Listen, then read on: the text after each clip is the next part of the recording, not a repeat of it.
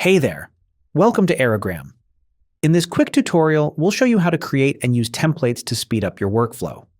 Templates help you get started faster, so you don't have to begin from a blank board every time.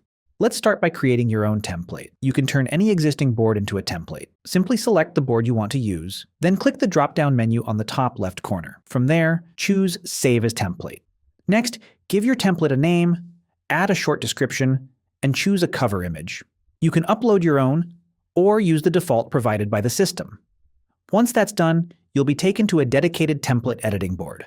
This space is private and only accessible to you as the creator. Here you can define how others interact with each card in your template. Using card permissions, you can control what users can see or edit. There are three options. Show all, users can see everything. Hide prompt, users won't see the prompt. Hide prompt and result, both prompt and output will be hidden. This gives you full flexibility in designing how your template is used. You can also refine your description, review settings, and prepare your template for publishing, whether it's for personal use or sharing within your team. Now, let's see how to use a template. You can click Preview to explore how the template works, or click Use Template to get started right away.